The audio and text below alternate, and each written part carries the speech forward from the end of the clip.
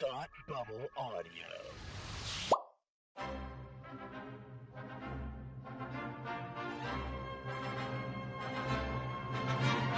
Look, up in the sky! You will never find the more wretched hive of scum and villainy. Welcome to Beer with Geeks with Tim and Frank. Who are you? I'm Batman. I am Iron Man. Your friendly neighborhood Spider-Man. Hi, Christopher. I'm Nero. My name is Inigo Montoya. You're a wizard, Harry. A couple of guys with a couple of beers and a whole lot of pop culture nostalgia. Make it so, number one. Ladies and gentlemen, the Beatles. Named the dog Indiana. Life finds a way. I am serious. And don't call me Shirley. Now sit back and crack open a cold one, because it's time for Beer with Geeks. It comes in paints? Shaken, not stirred. Great Scott! I was way off. I knew it started with an S, though. Hi, and welcome to Beer with Geeks, where two geeks geek out with beer. I'm Tim, and with me is my friend, Frank. How are you today? I will return. The intro to this show. Your friend who will return. And dang it. Yeah. 10 years in, my mind just went blank. It's went blank. That's okay. It happens. Supposed to say it happens. It's all right. Welcome to Beer with Geeks, where two geeks geek out with beer. I'm Tim, and with me, as always, is my friend who will return in Beer with Day. Nah, I'm loud. I don't have anything. Frank, how are you today? What's your life about, and what are you drinking? My life is about that's a loaded question. My life is about my family, honestly, but what I'm drinking, that's a much easier answer. I'm drinking a Sam Adams Winter Lager from the Winter Variety Pack, and I'm enjoying it in another one of my Star Wars glasses. This one is a bunch of different colored R2 units, ugly sweater style, all the way around the glass. So Love it. That's what I'm enjoying. It is, the Winter Lager. I always forget how much I like the Winter Lager, because it's got that cinnamon kind of flavor to it. I mean, it tastes like regular Sam Adams, lager with a little dash of cinnamon. Yeah, a little twist. It's a cinnamon stick, sir. Yeah, I like it. I also liked. I know you're a real you're a true Star Wars fan, because when you went around the glass and you said there's a bunch of different R2 units on it, you didn't say there's a bunch of different colored R2D2s. Right. Which is what the unobservant Star Wars person would say. Yes. But you knew. I knew. I actually was about to say that and then realized, but they're different colors. Like, as the words were about to come out of my mouth, I was like, but wait, if they're different colors, then they're not R2D2. Like this, there's a red one here. That's R5D4. You know what I mean? Exactly. So, they're not all R2s D2, if you will. I will, indeed. Yeah. I was recently just watching a video my father-in-law took of my daughter. She was like pretending to talk on the phone. She was like walking back and forth with an old iPod, actually. Cute. like the first iPod Touch, pretending it was a cell phone. And she was like, yeah, I'm just gonna have to call you back. My child Darth Maul has a fever, and I'm just gonna so I just imagined like little itty bitty Darth Maul, like with the sheet curled up going, I am so cold. Mommy, I've had a nightmare. You're the nightmare. What are you sipping on today? I'm sipping on. I'm a season behind you, but I'm sipping on my very last Samuel Adams Flannel Fest. Nice. Which is the Munich style beer. It's very tasty, as we've been over before. Some caramel. It's basically liquid bread. If we're boiling this down, like it's like a Guinness, in a lot of ways. It's just, which is not a Munich style beer. No. To point out there, I know that. Anybody who's listening was like, "What are you talking about?" Sure. I just mean it's like liquid bread, right. Which Guinness is famously just a loaf of bread in a glass, basically. Yeah. Which I did have a couple days ago, and it was delicious. Lovely. Lovely. Oh, you had a loaf of bread in a glass, what you're saying? Yes, I did. Yeah, okay. Yeah. Not as easy to drink or eat as it sounds. Just like you smush it in there, you get it all around, and then you lift the glass. Right. But because you smushed the loaf in there, it doesn't come out. It's not like an accordion. You kind of hope that it would like You would hope so, right? But it doesn't really. Yeah, no, it doesn't really work that way. Unfortunately, yeah. That's okay. What are you gonna do? Nothing. You're gonna do nothing. I mean, truly, I will do nothing. Maybe they used a baguette instead. Maybe that was the issue. I need a spongier bread. Or maybe I need a spongier bread. Maybe I should do sponge cake. Maybe it's that. Ooh, yeah. Maybe it needs to be a more absorbent kind of bread. I don't know. I have questions that will not be answered here. Speaking of questions that I have, Frank, there have been 4 at this time. 4 Avenger Doomsday trailers, teaser trailers. The Russo brothers recently took to social media. I think it was Joe, and he was like, "They're not trailers; they're clues for the story." I'm like, "Yes, that is what a trailer is, Joseph Russo." Yeah, like all trailers are clues to the story. I don't get out of here. Like, anyway, I'm like, what? Yeah, I mean, it's all marketing. It's all marketing, but that one was a dumb one. Yeah, I'm sorry. I understand what there are 4 trailers. They're obviously it's not just like, hey, look, this character will return. Right. Like, it is informing you about what is occurring at some point. We have 4 trailers. We have Captain America. We're gonna spoil all the trailers here just so people are aware. But we know Steve Rogers is returning. He's got a baby. He's a cute baby. Yep. We've already spoken about that one, but do you have anything that you'd like to say about that one that you haven't said before, or you said last time? Yeah, I mean, we talked about it a little bit, but yeah, it looks super cool. It looks the baby is an interesting wrench. Does make me feel like Doctor Doom and Galactus and everybody is just collecting babies after what we saw in Fantastic Four. So, yep, there's more baby collecting. And Gore also collected children in Love and Thunder, which actually leads directly into my second trailer. There we go. The second trailer is Thor with his adopted daughter, Love. And he is praying to Odin, famously deceased Odin. Yes. So I have questions, right? Is that regular Thor? Is that like he does have short hair?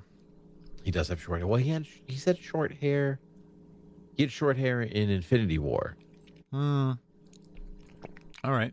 And I'm pretty sure that's just Chris Hemsworth going, look, Mike, I'll come back, but I'm not putting on the wig. Yeah, right. I think so. Like, I will get the muscles back. I will swing the hammer. I will wear the cape, whatever. I'm not putting on the wig. What do you think about what if he had short hair this time? Yeah. No, you're right. He did. He did have short hair before. Yeah. He did. Yeah. Because then he had the obscenely long hair. Right. In, like he had the real Thor hair. Right. In Infinity War. Right. So Thor prays to Odin. He's like, basically, I got to fight one more bad guy. Got to give me the strength to do it because I don't want Love to know the world that I come from, this world of violence and this, like, what a turnaround for Thor. Thor famously in the first movie, we should kill some ice giants. Yes. Just for the heck of it. Just for fun. Yeah. Because they looked at me, not even strangely. They just looked at me. Don't look at me in the eyes. That's yes. Very much that vibe. Yeah. Any thoughts on the Thor trailer? Yeah, I mean, I love. I wonder if how much they will explore the themes of parenthood, fatherhood. I mean, we see the Captain America and Thor are both fathers, and again, we know Fantastic Four are Reed and Sue are parents, right? As well, right. So, like, I see this as a potential theme that we could be exploring in the movie. Interesting to think about Thor now in Odin's place. And will we see Anthony Hopkins? Will he be a Force ghost? Probably not. No, probably not. He did have a good time filming Thor. Fun fact: I listened to his memoir recently, which was very good. It's actually read by Kenneth Branagh. Oh wow, nice. Yeah. So, but Kenneth Branagh's like kind of doing his Anthony Hopkins while reading it, which is which was really fun. Like you kind of forget you're listening to Kenneth Branagh, right? And it's funny when he talks about his time on Thor, and he was like, Kenneth Branagh, great director. Blah, blah, blah. How do you just read that with a straight face about yourself? You know, right? You're just like, well, at least I know he likes me. You know, it's true. But he said that movie factors in all those other types of movies factors into the NAR variety of acting, which is what Gregory Peck used to write on some of his scripts. At the top of the script on certain pages, he would write NAR. Somebody asked him, what does that mean? No acting required. You can just show up, say some stuff, head back out to your trailer for several hours while they set up the next thing. It is not like it is not difficult work. The same way that other type of acting jobs. I think a lot of actors agree with that about Marvel movies in general. Yeah. But they do have fun doing them. They definitely have fun because they're like not thinking about like pathos in the same way because everything's larger. And I think like a lot, like if you notice that like there's a good chunk of Shakespearean actors in the Marvel universe because they're like, well, it's just big. It's just, exactly. Yeah. Everything is emotion and this and yeah, we know how to do that. Right. That's fine. So they can have a lot of fun with it. But it's not about those quiet, intimate moments really at all. Even when they do have them, that's not really what they're there for. Yeah, exactly. It's almost like they get a little treat of getting to do something else. Like, oh, okay, I got to work a little bit here, but I get to enjoy the work, and then the rest of it is more right. NAR. Yeah, costume might be uncomfortable, but at least we love to pretend, right? The Thor trailer, what you like, it's interesting that the first two trailers teasers that we've got are about parenting. So I think to go to that Joe Russo comment that I made fun of, they are revealing very specific, not just like Captain America or Steve Rogers will return and Thor will return, but like these are the two things that we're dealing with here. Where if you count the Doom tease at the end of Fantastic Four with Franklin, like we said, and then Cap's child and Thor's child, then certainly we're dealing with parenting in a particular way, but I think we're also dealing very specifically with loss and what will you do in the face of loss. Yes. Right. Yes, like if you're going to lose this or it has been lost. So I think because we get the third trailer and the fourth trailer, which is about loss. Right. If you look closely enough, right. The third trailer, which was my personal favorite, was the X-Men trailer. And you get almost 90-year-old Patrick Stewart and almost 90-year-old Ian McKellen, 86 and 82 or 83, I think they are. And the first thing Magneto says in it is like, what will you do when death comes? And you're like, well, okay, great. Wow. I know what, yeah. So that's the other side. So that, right. Yeah. Okay. What we're talking about. Yep. And then, and so we're just going to watch Magneto and Professor Xavier die on screen again, I'm sure. But first, chess. The first what? But first, chess. But first, chess. You got to have chess. I mean, like, you got to know it's them. That's how you know the chess game. So they're there, but then the X mansion is in a state of dishevelment. Yes, let's say, abandoned in some way. We get the impression that they've lost their students and their world may be on the brink of being erased. Right. Or I don't know if it's necessary, like their entire way of life, because then it skips over to James Marsden as as Cyclops in his 90s Cyclops gear, which big fan. Big fan with the buckles. He's got leg belts, Brett. He's got them. He's got the Yes, leg belts. I'm so excited for the pockets. And so he has all that. He like rips off his visor. It does a big shooty beam up into the air. In the far back corner, you can see some chubby robot legs in the back. So comic accurate Sentinels coming our way. So I wonder if that's like, is that Doom arranged or is it unrelated? But either way, like you said, they seem to have lost the school. So again, we're talking about children and loss. Again, in a much different way than say with Cap and Thor.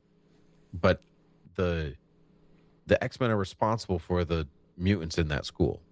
Right. That's what that's what their job as educators are, to care for them, especially a lot of those kids don't have homes to go back to and everything like that. So is that your thoughts on the X-Men trailer? Yeah, I mean, I think it's interesting to see, like, I think another view that I have on some of these is like, if Captain America is the moral center and Thor is like preparing for like one last ride, and then chivalry center, yeah, sure, the mythic center, and then the X-Men are like the legacy world, like the beloved, venerable elder statesman, and their timeline is also on the chopping block.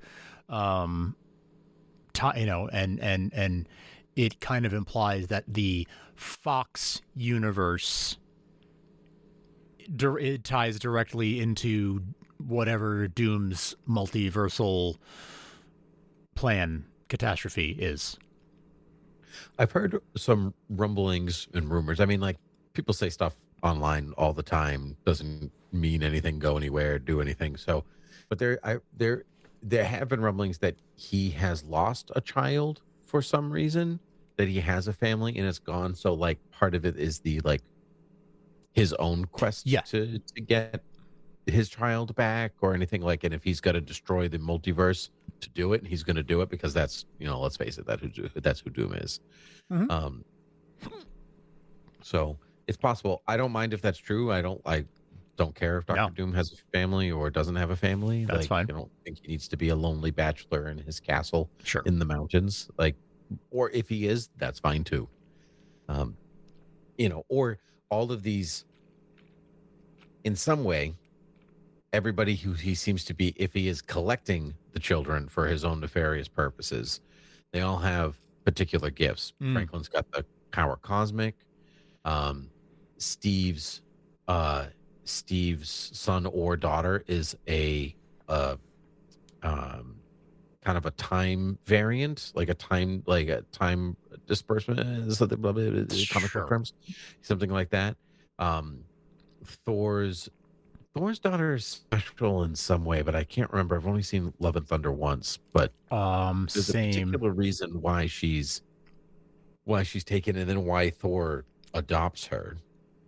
Yeah, I only saw it the one time. I'm not going to remember. I haven't seen it since it was in theaters, but there's something to that there, obviously. Yes, there, but then we land in the fourth trailer, which is Wakanda and the Fantastic Four. We've got and Namor. I did not expect all of this in one. It's a lot in one trailer. Because you've got Shuri and M'Baku. M'Baku is the king of Wakanda now, as was happened in Wakanda Forever. And Shuri's got her own mission going on, most likely having to do a bit with protecting the people of Wakanda, but also T'Challa's son, right? Because that's another child that is absent in the trailer, but is still like part of the story, presumably. We also have with that shot of Namor, if you notice, they're surrounded by desert. And so I feel like whatever's happening is changing their world. Thank you, Dr. Doom. And so Namor's the king of the undersea city is not going to be happy that his people now exist in a desert. right? And then you get M'Baku meeting Benjamin J. Grimm, Yeah. which I loved. Yeah, I love that. I love. It's kind of surreal to see them meeting each other. They're not characters that I had on like my bucket list. Like, these are the characters I'd like to see interact, because outside of the films, M'Baku means very little to me. Like, it's truly only because of the movies that I like him as a character. But I love the Thing. I love Ben. And so seeing them together actually did thrill me a little bit. Nice. Yeah. And this one is squarely about loss. Like, Absolutely. Shuri's narration is about losing the people you love, like preparing for the afterlife, like all that stuff. Like, it's about loss. And so the first two trailers are like, what would you hold on to, and what are you gonna do about it? And then the next two are seeing the loss kind of happen. Yeah. The X-Men, and then the post effects of yes. that. Yep.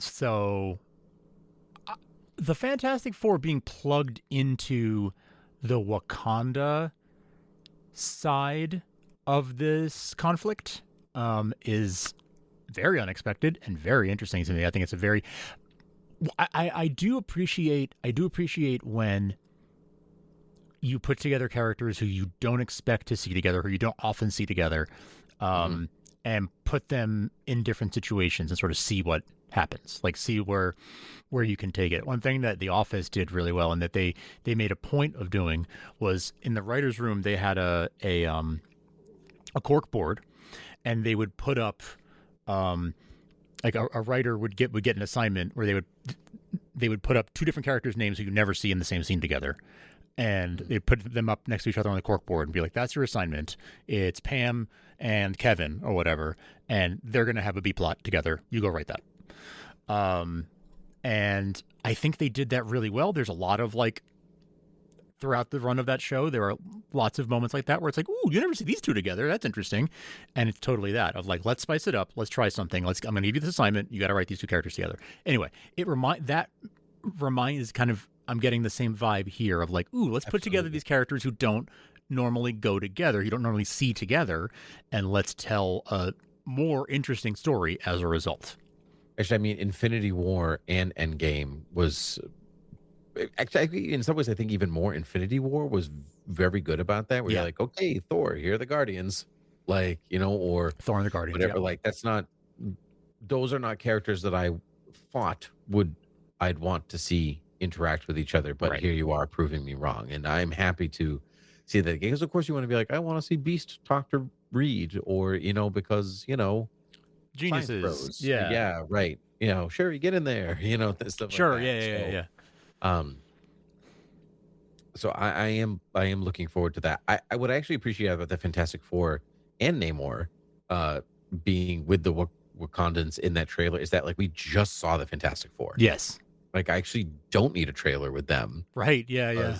I literally just saw them, and the post-credit scene from Thunderbolts is the new Avengers and the Fantastic Four ship. So, like, I know they're in it, so I really don't need a trailer with them either. Like, that's whatever. Mm-hmm. So I am, you know, but I do like, I don't know. It's funny. I think the first two trailers felt like, guess who you love? Yeah. Yes. Back. And the third one is like, guess who you love, but also legacy. Yeah. And so guess who you love with even more nostalgia. Yes. And this last one is just guess who you love. Like, yes, it is. Yeah. Not much nostalgia here, but it's like, guess who you love, and they're hanging out together. You know. Yeah. The toys have come out of the toy chest, and here we are. Yeah, exactly. The rumbling is that the last trailer is, well, there's a couple. One that there's a different trailer every week until the Super Bowl, which there will be one for the Super Bowl, which is allegedly Doom centric. That makes sense to culminate at the Super Bowl with a Doom trailer. Yeah. Yeah, that makes perfect sense to me. And depending who's winning or losing, he'd be like, haha, Doom. Yeah. Haha, he's come for them. At this point, I really just would like to see Doom. Like this, like you can show me anybody else you want. That's fine. But I just show me Dr. Doom. Show me Doom. Yeah. Yeah. But will he look like he did at Comic-Con? Probably. Yeah. Probably. I don't know if that was I would think that was not a solicitor's showcase, or like a vendor's showcase or something like that. That picture that was floating around. So I would assume that's what he looks like. If he does, fantastic, because he looked awesome. Yes. But I gotta hear him. But truthfully, after that though, after I hear him, and I think after I watch this one, I'm like, I'm good. I don't need to know anything else. I kind of agree. Yeah, I think that's when I will stop seeking them out. Mm-hmm. Yeah, you won't escape it completely. No. But just that, like, not like looking for them.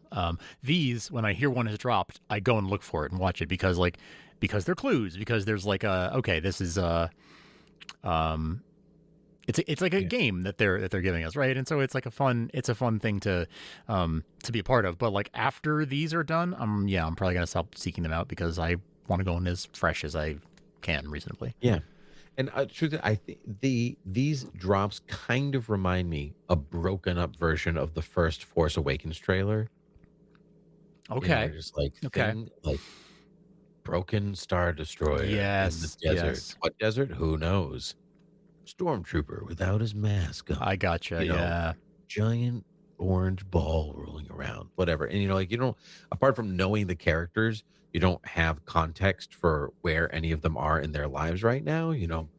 I'll be like, Chewie, we're home. What do you mean you're home? Like, is that a meta phrase? Like, have you not seen the Millennium Falcon for a while? Whatever. And like, you could have stopped there. Right. And that would have been plenty. Sure. And so that's, I'm kind of getting the same feeling here. It's just enough. And I was talking to somebody and they were like, I'm getting a big sense of the story and like it's going to be this, and this, and this, and this, and this, and this. I'm like, you've seen like 30 seconds of the movie. Yeah. Like, chill. Yeah. Because like each trailer is like about a minute. And so right. Maybe you've seen 4 minutes of this movie. Right. Maybe. Because a lot of the stuff you see is nothing. Right. It's somebody walking. Yes. An empty mansion. Yes, yes, exactly. An exterior shot of Steve's house. Like, come on. That's not that's nothing. Movie. Yeah, that's absolutely nothing. So, but I do appreciate is that it is a true teaser. Yes. Like I have been fully teased. Not that I wasn't excited before, but but now I'm like, I've got just enough juice in me now to be excited. Yeah. Yeah, exactly. It is hyping me, especially with the characters we haven't seen in a long time, right? It is jazzing me up to see them. Yeah. Fantastic Four, I just saw them yesterday, I feel like. But even to see M'Baku and Shuri and like that is like, oh yeah, I haven't seen them in a bit. It's been 3 or 4 years, right? Like what they've been up to.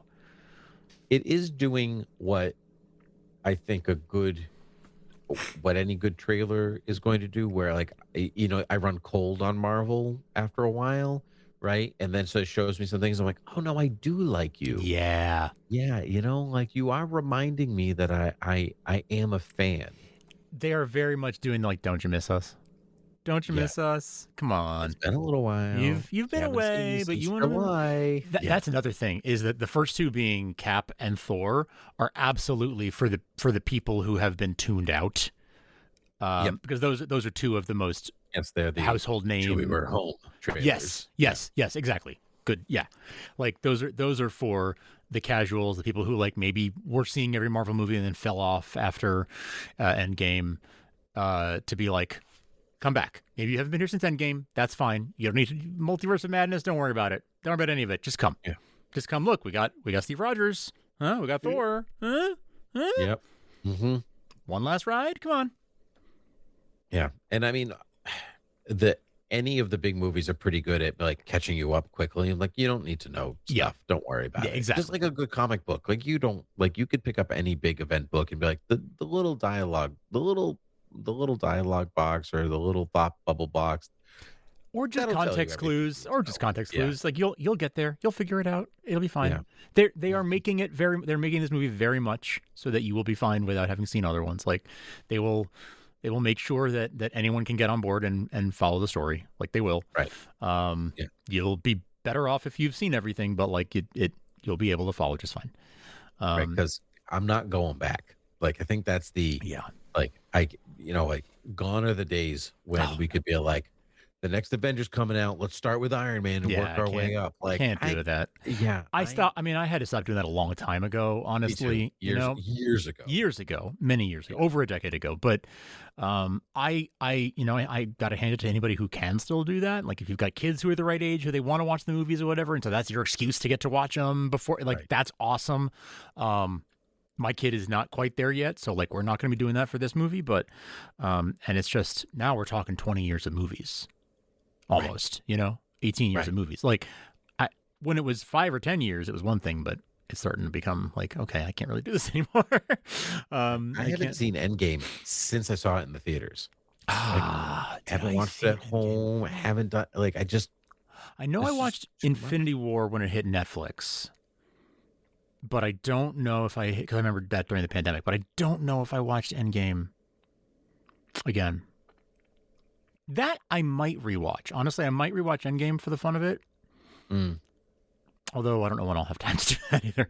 So who knows? You already see it crumbling in your head. Yeah, exactly. I'll do this. No, I it won't. is almost 3 hours though, isn't it? Yeah. Right. But yeah, it's I think it is meant to be a siren call for people who have been away. It's like, here are the Chris's, huh? Come back for look. Yeah. Here is a trailer starring a man named Chris, and here is another trailer starring a man named Chris. Huh? Mm-hmm. Come on. Yep. We heard you like men named Chris. Here's a trailer starring Patrick, Ian, and James. But if you close your eyes, you can pretend one of them is a Chris. Right? Mm-hmm. I won't tell you which one. It's fine. Yeah. No, you're right. It's for the Chris. But even the X-Men trailer, I think, is like, hey. You saw those Fox movies. Back there. You haven't watched in a long time, maybe ever. Also, maybe Deadpool and Wolverine was the last one you watched? Yeah, sure. Like, yeah. Could it be one of those? Yeah. Like, come on. You loved Wolverine. Come on. Show me the other good ones. Look at this. We've got Cyclops in his blue costume. This is what you've wanted since the year 2000. Yes. Let's do it. For a literal quarter century. Yep. And you know what? But they're right. Yeah. No, they are. They are right. Yeah. It's just, what had been denied me. Yes, exactly. X-Men movies. Exactly. Yeah. They are righting all of Fox's wrongs. Which is hilarious because Kevin Feige was there from the beginning. I know. Obviously not in the same yes. that he is, but he's righting his own wrongs or the wrongs of his bosses. Yeah. 25 years ago. Doing what he couldn't do back then, right? Yeah. We could have done this. Right. But you done messed it up. Yeah. But not really, because those movies. You know what he's doing? He's doing the Thanos. Fine, I'll do it myself. Absolutely. Yeah. Absolutely. Yeah. And for everybody who's Thanos at home going, I have no idea who you are. Yes. He's given us some people we know who they are. Exactly. Yeah. Exactly. Yeah. I mean, even my wife doesn't watch any Marvel movies except for the Black Panther movies. It's fine. Oh. Yep. She watched Black Panther and she watched Wakanda Forever. Won't watch anything else. But that's okay. Not everything's for everybody. Yeah, sure. But if I showed her these trailers, I think without any context for any of them, she knows who Chris Hemsworth is. She'll be like, oh, Chris Hemsworth. But if I showed her the X-Men one, she'd be like, oh, Ian McKellen. Oh, Patrick Stewart. Like, oh, what's this? There's something for everybody in all of these trailers. And then the last one, she'd be like, oh, I actually know who these people are. Right. Yeah. Yeah. And so, and she now knows who the Thing is because of my daughter and her love of the Fantastic Four. So. Right. Yeah. Okay. Sure. Something for the whole family. Yeah, it really is. It is a true four corner experience. Yeah. I think it looks good. I think it's exciting. They're doing a good job with the marketing, building up the hype. We've got almost a year until it comes out. We're just under a year now. It's wild that the Spider-Man movie is coming out first, but I haven't seen nothing about that. Nope. That's odd to me. I mean, I'm sure that it's just because they're working on the effects that take a long time. Yeah. We'll start. Spider-Man. You could tell people Spider-Man's coming out in a month and it'll still make almost $1 billion. Yeah, exactly. I wouldn't be surprised if we see that one. See, I would expect that one to launch at the Super Bowl. Same. Or shortly after. Like that is one I would expect because that's coming out in July. End of July. So I would expect Super Bowl to be when the hype cycle for that starts up. This is early. Like this one is early. To have it starting in November or December for a movie that's coming out in December. That was definitely early. So they're starting up a year-long machine for this one because like this one's got to make, this one's got to make $2 billion. Yeah, it does. Yeah. It's got to beat Avatar. Yeah. Blood is thicker than water or whatever. Yes. Blue blood is thicker than water.